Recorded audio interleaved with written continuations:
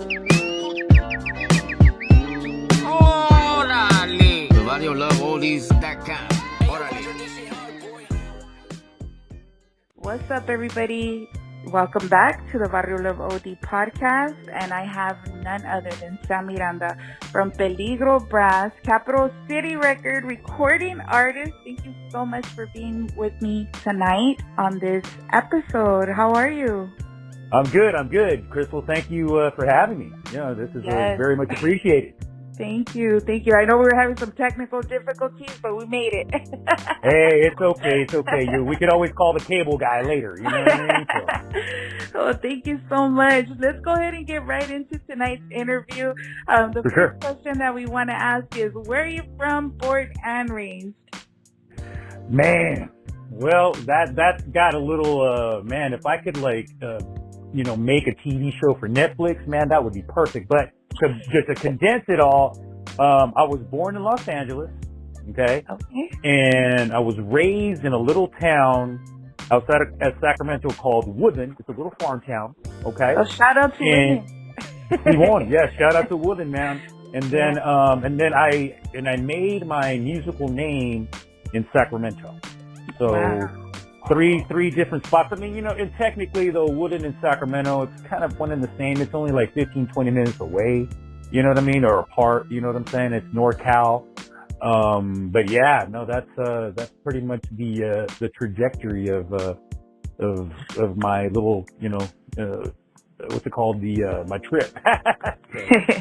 That's dope. I actually lived in Woodland for a little while. I love Woodland, and I always say when I retire, I want to retire there. I just love it because it reminds me so much of back home.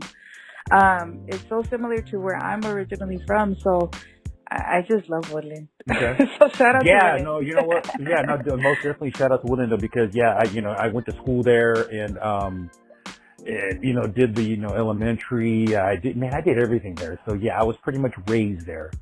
And it's a great community, Yeah, and, definitely. It's a great community, and like you said, it's a great little small town. There's other little small towns that surround that too that have that small town vibe. But Woodland though seems to be like the capital of the small towns in that area. So it's always been the spot to where they used to have a mall there, and I really. And then the roots that I have there with family, and then my connection to the farm worker community there is very deep and rich, man. So yeah, I loved it there. Yeah, I definitely love the vibe, and it feels like super like close knit. Like I just love it. No, exactly. Because you have people that went to school there that are now teachers. Yeah. For that same school, and it's really cool. I mean, I guess again, it's got that small town, hometown vibe and feel, and you just can't get no more pure than that. Yeah, and the cool thing is like you want to go to the city's just like right there, So that's what I loved about it too. It's like you get that like rural area like vibe, and then you just have to drive like 15, 20 minutes and you're already like in the city. So it's like you get the best of both worlds. No, exactly. Like you said, not just the city though, but the ocean is only a couple hours away. Lake Tahoe is only a couple hours away. And if you want to go further up north to see the redwoods, the big trees, that's a couple hours away. So that's everything's pretty much travel friendly if you wanted to get out and do stuff, even though it's a small town vibe, but there's always things to do and you can always go places. Yeah, for sure. So you grew up in Woodland. How was it like growing up like in your home there? Like what was it like? Oh man, it was one of the most memorable parts of my life because growing up in a small town like that, though, and I don't care saying how old I am. I'm 52, so you know what I mean. And technically, so I really grew up when in the late, in the 70s and in the 80s, in Woodland, though. So it's a different time back then. And where I went to elementary school, it was predominantly all, just white kids and Mexicans. And so it was just really just like it was like a little, I don't want to say a culture shock though, but it just like a really eye-opening experience though, because, here I am at home where, I've got my dad that only speaks Spanish, and then my mom, spoke English and Spanish. And it's like, whoa, and then you go to school, and you got all these kids talking different ways and stuff. And it was part of my upbringing, it was my influence, so to speak. So, and, and so it was just like, so being at home, it was just, the typical Mexican-American household. You had, the early mornings, if you weren't in school, they were waking you up, hey, I said, get you know what I mean? You're gonna, grab that broom, grab that mop, you're gonna do something, cleaning and, cleaning up. And then, while mom is making the breakfast, you got dad saying, afuera, trabajar, that kind of stuff, man. And so, yeah, no. I mean, I was really, fortunate to have that sort of experience, though, because, in that time, during that time, when you're that age, you hate it, right? Yeah. You're 7, 8 years old. It's like, man, why do I got to do all these chores and this and this? No, but I think back on it, I'm very grateful for those values they instill, and so, yeah, no, it was just, I just, it's one of those things where if I could go back, I wouldn't change a thing. So. Yeah. What were you like as a teenager? And as a teenager? Yeah. Oh, wow, man. That's a very good question. I think I want to say that I was very outgoing. If you can't tell by the way I talk now, but it was just, I was just a really outgoing individual. I got along with everybody. I got along with all walks of life, in middle school and high school. I got along with the jocks, the smart people, my fellow Mexicans, of course. I got along with everybody, and I don't think, and I didn't mean to do that. It's just who I am. That's just the part of me, and I'm still like that to this day. I'll sit somewhere at a bar or at a coffee shop and look at somebody and then strike up a conversation, and just to, because I'm just like a people person. I just like to, I'm interested in what people are always thinking, and just, hey, so what's going on here? And not to be nosy, it's just, it's just one of those things about me, the personality that I guess I was born with. So, yeah. So you just want to know. Yeah, no, not to be a chismoso or nothing like that. You know what I mean? But, just to be like, hey, what are you doing over there? And then if they tell me, yeah, screw you, then okay, then I won't ask them more. So, yeah, that's all you got to say. Cool. That's so cool. Yeah, I'm not going to be a stalker on you. That's cool that you grew up. How was it like, with your parents? Because you said, your father only spoke Spanish. Did your mom speak English, or did any of your parents? Well, no, both English and Spanish. So my dad was born in so my dad was from Jalisco, it's outside of Guadalajara, and my mom was born here in the States. Okay, but she was born to Mexican parents and stuff, and so she was very well educated and stuff, and just really kind of like, because I'm always told that I don't speak with an accent, if you can tell, you don't sound Mexican, bro. Nah, I don't believe you, home, and that's kind of like how my mom spoke. She always spoke really clear and with clarity, and I that kind of thing, though. And it's just like people make fun. They used to make fun of me, my cousins and stuff, and they'd be like, "Oh, hey, Holmes, why do you sound white?" It's just like, hey, man, this is how I talk, all right? Yeah. I'm sorry, you know what I mean? But, it's just like one of those things where, it was never really a culture clash at home, because, everything was always just like, you walk in, from school, and then, you did homework, and then you did, like I said, the chores and whatever. And then, and back then, we only had one TV and I think 3 or 4 channels that worked, unless you had the rabbit ears and stuff. Yeah, and so, and one of them was always the Mexican channel. And so there was a lot of telenovelas that we watched. And a lot of there was a lot of what's it called? The variety shows. that would, have like entertainers and singers. There was this one especially, it was called Siempre en Domingo.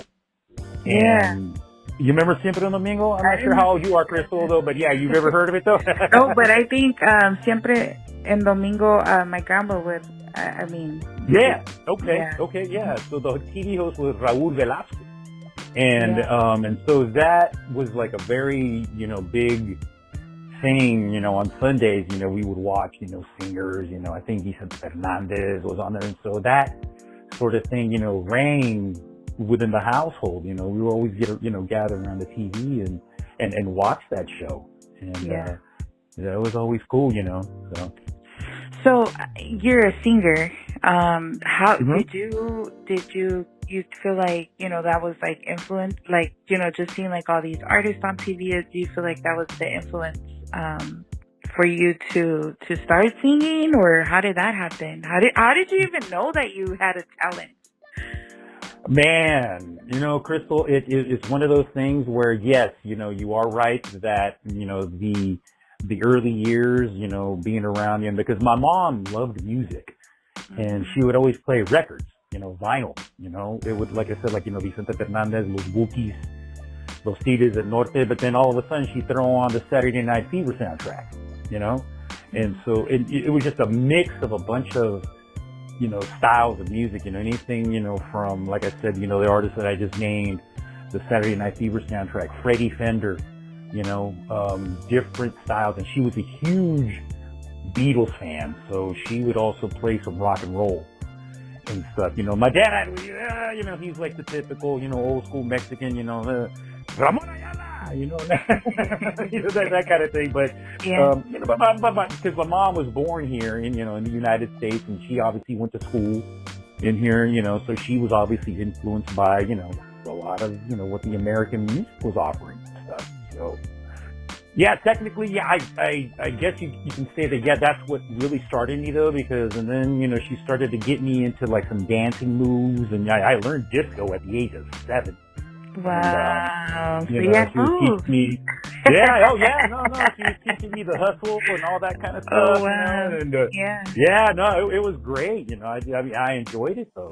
It was just cool, though. But you know what, though? But technically, though, I didn't really get into singing until later on, like after high school, because I was still trying to find myself, because just like any teenager, I was trying, me as a teenager in the 80s, man, hip hop started, you know what I mean? So Run DMC, the Beastie Boys, LL Cool J, Cypress Hill, all this kind of stuff started, and I was like, man, you know what? I'm gonna try to rap. Really? Yeah, no, for real. Yeah, I started to write my own raps, and I forget what dumb name I called myself, though, but I called myself something. And, I think, Fresh, Chica, Talk, whatever the heck what it was. But yeah, I started doing all of that, and then started to just learn, my main thing was not just, I'm writing raps. I was learning how to arrange music, how to put together songs, a verse here's the chorus, here's a breakdown, here's this and here's that, because a lot of the times, young artists, whether they're rapping or singing or doing whatever, though, they forget to realize that, hey, no, there's song structures involved in this kind of stuff. And so I started, teaching myself all of that.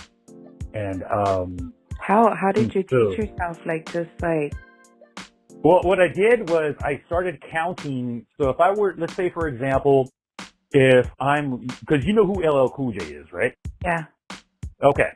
Old school rapper or whatever. So if I'm listening to his song, I Need Love, I'm counting how many measures that verse is. So if he starts rapping, I'm counting 1, 2, 3, 4, 5, 6, 7, 8, 1, boom, boom, boom, boom, boom. You see what I mean? And so, then all of a sudden, because there's like a standard industry type of, length of verses that, because you never want it to be too long because you're going to lose people's attention span. And so that's what somebody told me. And I was like, all right, cool. Then, you keep it to a certain length, and then that's where, you start to, keep everything condensed and cutting, too many words here, too many words there. And, so yeah, I taught myself that, really. And Wow. and then in high school, the music teacher that I had, he was like saying, oh, okay, you got the right idea, but so basically, he was fine tuning what I was already learning on my own. So Right. So how did you get into music? Is it just something that you were always into, or? Yeah, you know what? I mean, it's just, basically it's just, I've always loved music, and I've always, listened to music, all kinds of music, like like explained earlier. And so I think you're asking, like, how did I get into music, like, to actually do it for real? Yeah. To actually really do it as opposed to like, just for fun. Oh man, it was in the late 90s where I finally found my voice. Because, the whole time I was over here trying to, quote unquote, be a rapper. And then I met these guys in the early 90s. They were like an alternative rock band. Mm-hmm. And friends of mine that I was working with, and they invited me out to their studio, and they were killing it. It's almost like watching the Chili Peppers for the first time or something like that, and they were just, I was blown away. I was like, hey, I want to start working with you guys, or, let me just hang out. I want to learn how this is with live instruments, Yeah. And so as soon as I started getting used to all of that stuff, and then, finally late in the 90s, I just found, like, my voice in the sense of like learning how to sing in Spanish, so to speak. And so, because up until like the late 90s, I was just doing everything in English. Okay, all music that I was trying to do, whether I be writing raps or rock music or whatever, it was all English. And I finally just found my voice in the late 90s when I started. I was a late bloomer and finding out about rock en español. And groups like Oso Motley, I'd never heard of those guys. And this band called Puya from Puerto Rico, they do like heavy metal salsa. And I was like, holy moly. I was like, man, because I love metal. That's why I listened to a lot of heavy metal when I was a kid. And I was like, man, okay, wait. There's heavy metal, and then these dudes are singing salsa, and they're singing in Spanish? Whoa! You're like, that's all me right there. There we go. And from that point on, it did it, and it's kind of like, and then I still was a fan of like the old stuff, because there was a time where, I had older cousins that were always playing the East Side Story, the volumes and stuff. And so, and every time I would hear those things, I was like thinking, wow, okay, wait a minute, man, I gotta do something here, and, so that's basically in the late 90s. I want to say 97, 98. That's when it just started. And here I am right now. So did you start like with a band, or were you solo first? I put together a band. Got some guys together and, just started, messing around with some things. And we were, because again, though, when you start doing stuff with, other musicians, you got to take into consideration their flavors and all that kind of stuff, though. But I had one thing in mind where I was like, hey, whatever we do, man, I'm doing my vocals in Spanish. Okay? So whether we sound like, Tool or Deftones or whoever, I'm doing my stuff in Spanish. So we and so that, it was just, it was very eye-opening, and I'm very grateful for the person that introduced me to all of that kind of stuff. And, God, rest his soul, he's no longer with us. His name is Jose Lepe, and he's the one that said, hey, you got to listen to these guys. You got to listen to these guys. I'm like, wow, okay, cool. Yeah, so don't be listening to all that hardcore rap stuff. Listen to these guys. And I'm like, all right, cool. And that's what we did. Wow, that's so cool. And how did you find your your sound? Like when you were putting your band together, did you kind of already have like a genre of music that you knew? Okay, like we're gonna get together and we're gonna play this specific genre of music, or how did you find your genre that you wanted to stick to? Yeah, you know what though, the genre, or basically, what I wanted to do is I wanted to make people dance, make people have a good time. And not just with the fast stuff, but then also with the oldie stuff that I'm writing. I want people to have a really good time just, listening to whatever. Because check this out, Crystal, because we, with Capital City Records right now, we're getting ready to release a vinyl, of a song that we did. It's called Why, that is produced by Chris Lujan. And it has a really soul-y Chicano doo-wop vibe. And I'm also releasing a cumbia that we did on August 9th on all digital platforms. And so it's crazy because people think, well, wait a minute, that's kind of different though. But I'm trying to follow in the steps of the bands like Tierra, Malo, even El Chicano, because they did similar things as well, where they had like an oldie that they did. And then they'd have that dance tune, to get everybody, jumping and popping and stuff. And so that's kind of like how I like to approach what I do now. You know what I mean? And so, that's exciting though, that you guys have, that coming out, that record. Why? Right? It's you said it's like a salty vibe. What was that like working on that project? Oh wow! It was very exciting because two reasons why it was exciting. One, I had it written for a few years, and so you wrote it. I wrote it. I wrote the song. Wow. Okay. And so I was like, I had it sitting for like about 4 or 5 years, and I wanted to try it with my actual brass ensemble with all the horns. But it just wasn't working. And then I tried it out with somebody else to see if we could, do something, and it wasn't working then. And then by chance, somebody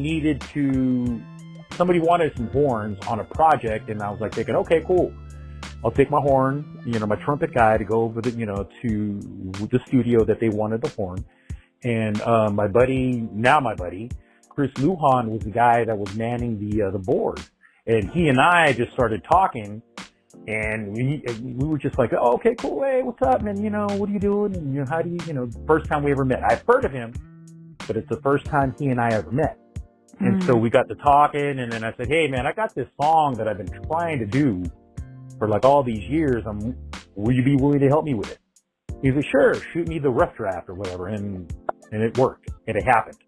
It was just, wow. Yeah. It was just really cool, meeting him and hanging out with him. And he, sent me a rough draft of what he thought, and he played all the instruments on that song. He played the drums, the bass, outside of the horns and the vocals. Yeah. He played the drums, the bass, the guitar. And, it was a very beautiful experience. And we had fun doing it. And I'm not sure if have you heard the song, Crystal? I have not. I have not heard it, but well, you know what? I want to send you that MP3. I'll send you that MP3. Okay? I got you. I got you on that. All right, that's so cool. I'm so excited. And so Casper, he's Capitol Records, right? Casper. Yeah. That's him. Yeah. So me and Casper, he invited me to co-host with him for some time at KDVS. So I was there with Casper for a little bit. He's such an amazing man. He's so cool. Yeah, really cool guy. Really cool guy. Yes, a super humble, down to earth. So shout out to Casper. It's always a good time. But that's awesome. Do you guys are you guys currently working on anything new now, or any projects? Well, just like we said, the vinyl, the 45 for Y is going to be released on Labor Day weekend, and then we've got a cumbia being released digitally only on August 9th.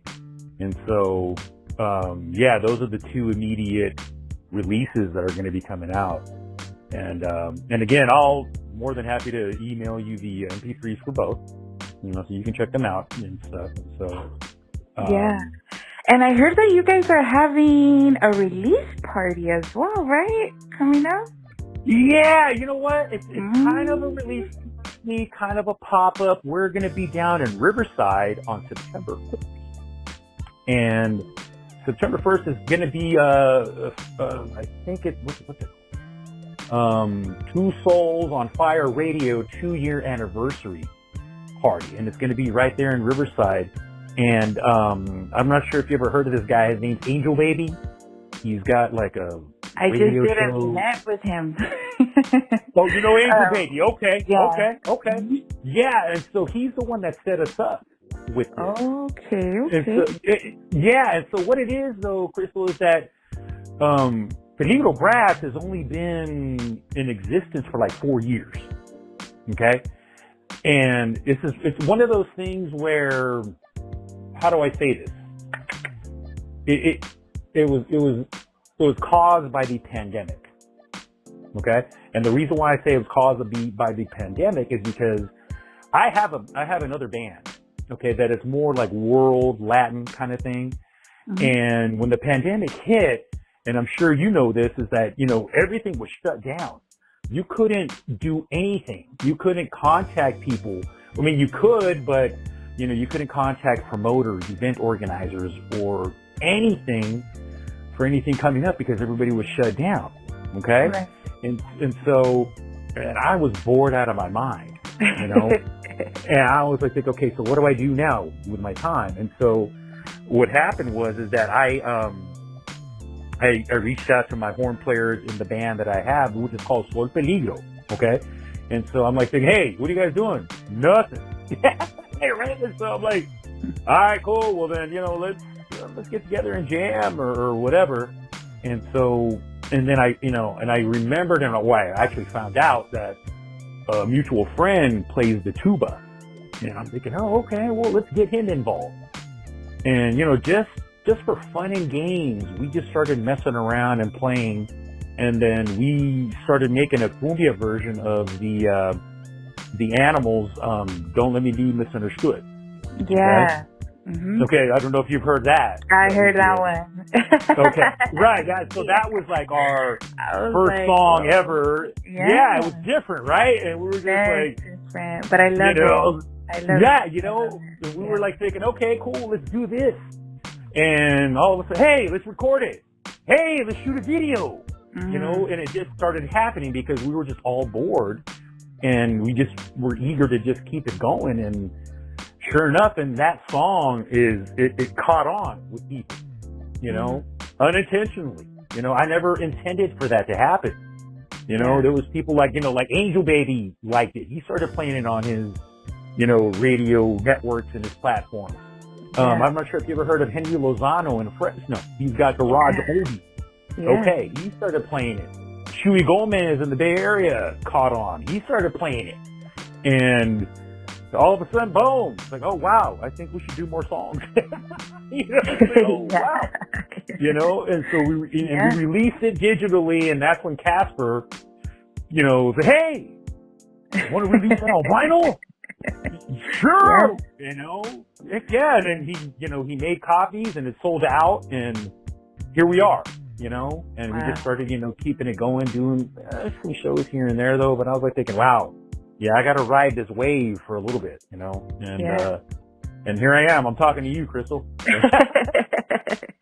Man, that's so exciting. I think, when you were talking about how, you just wanted to keep on going, it's because you guys were hungry. And I feel like that's what makes a great artist, a great band, is that you guys aren't just doing it just because, but you guys are actually passionate and hungry, that despite whatever, it's still a passion. And I feel like when music is done with passion behind it, that's when us as the receivers, right, we're listening to this music, we can feel that it conveys through the music. And that's all I kept thinking is man, they were so hungry and so passionate. That's amazing. Yeah, no, thank you. It was just, and again, you hit it right on the button there. We were passionate, hungry, and again, bored, and I just, we weren't just going to, and because when you're an artist of any kind, you just, you can't just sit there. You always got to there's always, the wheels in your head are always going, for something to do or something to create or, something to kind of like, plan out. You know what I'm saying? Because I'm sure with you, Crystal, I mean, with your platform, you're always trying to think ahead too, right? And it's, you try to plan things out like that. And so that was basically what we did. So, I mean, it's funny that, something that happened because of a pandemic, and here we are, we're, getting this recognition and all this kind of stuff. And now I'm, like I told you earlier, I've been doing all this kind of stuff since I was a kid. And the minute of, whatever disease or whatever they hit, the world and, okay. On the pandemic. Yeah, it's like, okay, it took 4 years for this. Had I known this, boom, but, but yeah, no. It's been a very, very great ride, and, we appreciate the love and this kind of stuff. And, and the one thing I will say, Crystal, is this. It's, to me, it's one of the most gratifying things ever for me personally when somebody says they like your music and they've never met you before. It's one thing if your tias and your tios, your primos, your friends, hey, good job again. Yeah. No. But when somebody that has never met you before, they come up to you or they email you or they comment on your whatever, and they say, hey, you know what? That song was badass, man. Thank you. That to me is the most gratifying thing ever, doing this music thing.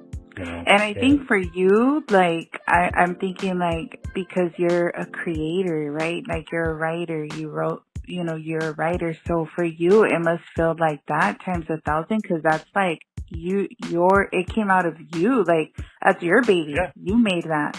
And no, for sure. I can only imagine, like, just hearing the feedback of something that you created. I understand when you're saying that, because it's like, apart from being like doing the podcast, and I'm also a graphic design artist. So, it's not the same thing, but I understand, because like when you're putting your time, you're putting hours into whatever you're designing, and for you, it's writing. Right. And then when you see the final product and, people that you don't know, like, that's your artwork or that's your song, it's just like, man, it's a good feeling. Yeah. I can relate. Yeah, and especially coming from somebody that you've never met before. Exactly. I mean, somebody asked me one time, because, obviously, hey, I'm saying, there's every so often I like to do a couple covers. I'll sing a Freddie Fender song, like Wasted Days, Wasted Nights, or something like that. And then, there's a bunch of people in there. They'll clap. Yeah, right on. Yeah, that was great. You did a great version. Whatever. Yeah. But if I sing an original song that I wrote personally, and if one person comes up to me, like I said, just one, as opposed to 100 people, just one person says, hey, that song touched me. Awesome. And that is, I mean, I will. It was worth all your hours. All your nights. As opposed to, somebody tell me, yeah, you sound just like Freddie Fender. Whatever, thank you. And, but no disrespect to Freddie Fender, that, no, but you get what I'm saying, Crystal, No, of course. Yeah, like you can replicate, like, same for me, right? So like for me, right, you come to me and you're like, hey, Crystal, like, I love this logo. Can you do it exactly like that? Yeah, I can make it. It's all right. Like, it's going to come out all right, but let me design something for you. Then it's like, it's going to blow your mind. It's so same like with you, right? Like, it's cool. I can sing a song for you, but let me show you one that I wrote. It's different, right? Exactly. And then only the feeling behind that, I'm sure, as well, right? So it's more. No, most definitely. Yeah. Super gratifying, man. Gratifying. That's so cool. So this event is right. I know it's going to be here in SoCal. So anybody that's listening, do you want to, if they want to go to the event, you want to, do you know any information on it, or can they reach out to you directly, or how can we? Yeah. They can reach out to the Peligro Brass Instagram page, but if they're listening, it's at this restaurant called El Calentón, something like that. Yeah, El Calentón. I don't have the actual address, memorized right now. I think I have the flyer here, so let me pull it up. Okay. So go ahead and give the information while I pull it up. Yeah. So basically, it's a place called El Calentón, and it's the 2-year anniversary for this online platform that's called Two Souls on Fire Radio. Yeah, so I have it here. It is going to be at 10390 Arlington Avenue in Riverside, California. Yep, there we go. So that is the address. And then you could reach out to him directly or to Peligro Brass for details. It's going to be Sunday, September 1st. Exactly. And then again, Mr. Angel Baby is going to be the host of the whole event, and then again, he's the one that set us up with this, though, and he's been a huge supporter of us, since we started this stuff, man. And I'm looking at the time, I'm so sorry to interrupt, but I'm looking from 2 o'clock in the afternoon all the way till 1 in the morning. Well, you know what? I'm not going to be there from that night. Okay. All right. Okay. You know what I'm saying? I mean, you know what? Like I told you, Crystal, earlier, I'm 52 now. I can't, if I go 2 o'clock, I'll have to go take a nap and come back, Yeah. But yeah, I think what's going on is that I think from 2 to like 5 or 6, is going to be, it's going to be free to the public, and then right there's a parking lot. They're going to have, I think there's going to be a card club there, vendors, there's going to be some booths. We're going to be there, obviously. And then from 6 p.m. to the break of dawn, or whatever they want to call it, that's when, like, there's going to be some performers there, some DJs, inside of the spot and stuff. So that's how they're breaking it down with that. Nice. No. So again, we're very grateful. And again, Angel Baby hooked us up with that. And we're very, it's funny because I never thought that, that area right there, they really love us. They've showed us so much support and appreciation. They're huge fans of ours, and, I never thought that. Okay. That sort of thing, though. And there's a really deep, fan base down there. Not just, for us, though, but for the style of music, and then, the culture. And, I'm sure, you're down there, Yeah. And, it's a beautiful thing. I mean, I'm looking forward to that. Yeah, I'm excited for you guys. I'm definitely excited. I'm going to be at that event. Casper already let us know. All right. Cool. I definitely can't wait to. I'll probably be like you, though. Go hang out for a little bit and then go take a break. Yeah, you know what, though, man? I'm so OG, man. I'll go take a nap in the car. Me and Casper will take turns, you know what I mean? So, That's so cool. No. But it's very cool. Yeah, so you guys are traveling all the way from NorCal to SoCal, so that's gonna be a drive. But that's awesome. I think that's the beautiful thing about music is that I always say music knows no colors, no state, no city. Like it's what unifies us all, and it's love, no matter where you're at. You could be NorCal, you're right. South, SoCal, Texas, New York, wherever you're at, that's what unites us all. No, it does, though, and that's what I'm really looking forward to, though, because again, the following has been building and bubbling over there for the last 3 or 4 years, and we're finally getting down there to do a meet and greet with people and stuff. Yeah. And shake hands and kiss babies and all that kind of stuff, whatever they call it, and just embrace the people down there, though, because and again and I'm sure it happens with all aspects. Oh, you're coming from NorCal, we're SoCal. Come on. Mm-mm. We're all gente. You know what I mean? We're all that's what culture. I say. Exactly. That's exactly what I say. Like, that's what unifies. It's blind. Music is so blind. It doesn't know color. It doesn't know anything. And no matter who you are or where you're at, you're going to feel exactly what I feel when you listen to that song. So that's, it, you know, it's all love. No, it is though, for real. And that's, that's part of the reason why it was, you know, people down there, you're just like, at first they tripped out. They're like, whoa, wait a minute. You guys are from where? You know? No, it's all love. And that's it, you know, and then, you know, they just accepted everything, you know, because, you know, we're not, you know, trying to flex any muscles and, you know, nothing like that. It's just, hey man, I'm just singing from the heart, you know, it's just, you know, because again, what I write about is, you know, things that I may have, you know, gone through personally or read in the papers, you know, with some sort of thing though. It's just, you know, there's content to what I write about, you know? So just a quick question. How do you, like what do you feel? I know you're saying like different things that you go through and all that. Like, can you explain to us, like, when you're, like, how do you get to a point, like, do you just write randomly? Like, you're just sitting down on the couch and you write? Or do you have to, like, how do you, like, to get inspired to sit down and write a song, compose a song? Like, to me, that's crazy. You know, I couldn't do that.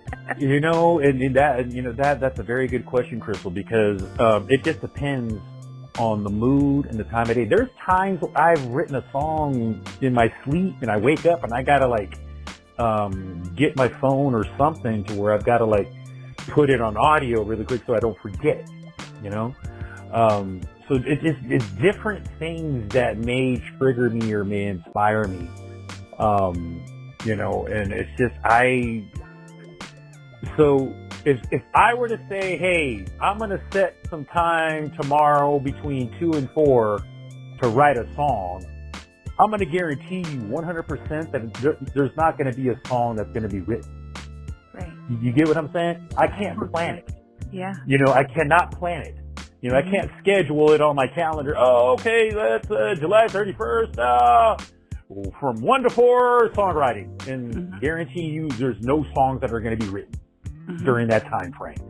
Right. So everything that I've always written has always happened just at odd moments, you know, and I've got to like either, like you said, you know, write it down. If it's like a hook that I write, you know, lyrically, got to write it down, or if it's a bass line or a certain horn line that I came up with, I've got to, you know, hum it into my phone really quick so I don't forget it. You know, that sort of thing though. So that's the story of it, man. Because again, you know, I have musician friends that literally, you know, will schedule their time of day. Like, okay, I'm going to songwrite, you know, this time. And I say, hey, so what'd you come up with during that time? They're like, nothing. So it's just, you know, I mean, some people are just built differently though, but for me, I cannot schedule a time to do that. It happens at any time, even in the shower. And, you know, I could be at Target and come up with something and I got to go run outside and, you know, and then hum it into my phone because I don't want somebody to look at me weird that I'm saying, oh, what's this guy humming? You know? Get him out of order, you know? Yeah. It just happens at any moment, pretty much, you know? So, in being a writer, do you ever get like, what do you say, like writer's block? Or like, is there ever? Oh, yeah. Yeah, huh? Oh, yeah. It happens. Mm-hmm. And it happens more than some people might want to think with people, you know? You know, there's been songs that I've sat on, you know, for like about a couple years because I just can't figure out a certain hook or whatever. And then all of a sudden, again, you know, like I explained, I'll be somewhere and I was like, oh, boom, here we go. I figured it out. And then just got to, you know, no. But definitely I do get writer's block, you know, especially when it comes to, you know, because what I try not to do is be repetitive with the content of, or the subject matter of a song. You know what I mean? Because, you know, you can write about songs, about heartbreak all you want, you know, and, you know, even though the tempo may be different or whatever though, but it's still about, you know, one certain kind of thing, you know. Right. And, you know, so yeah, I try to spread it out, you know. I've got my heart. Why is about heartache. So that song's about heartache. And then this cumbia that we're releasing on August 9th, it's not directly with me though, but I've read about this guy. He was killed in a drug deal gone bad, but his backstory was he became part of this drug thing or whatever to make extra money because him and his wife were struggling. His day job wasn't paying enough money, and so he picked up a little side gig with a friend, and he was in the wrong place at the wrong time, and he was killed. But what he did though, he wrote a note before he left to do whatever he was doing, to his wife saying, hey, I'm sorry that I made these decisions. Please forgive me, and he died, and she, got the note later on. But yeah, it's just those kinds of things. So the cumbia is about that story? Yeah.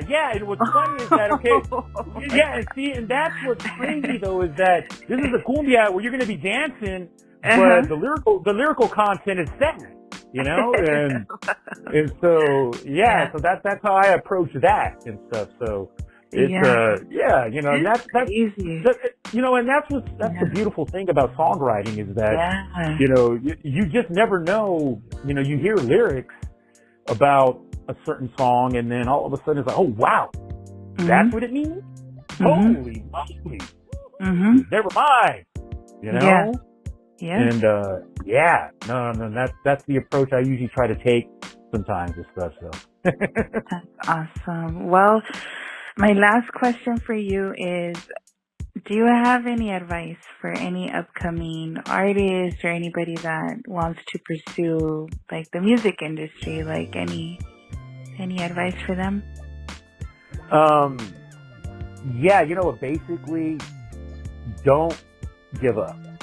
Never give up. Don't ever let somebody's opinion stop you from, for pursuing, your career. Take those opinions as a positive, because how, like we discussed, it's kind of constructive criticism. There's if somebody doesn't like what you're doing, does not mean that the next person is not going to like it. True. Don't ever stop at one opinion. Okay? Keep it going. And then also, trust people that are close to you that are not part of the music business. Okay? That's huge. Okay? Because you always want to surround yourself with somebody that's not a part of it, but is there for you regardless.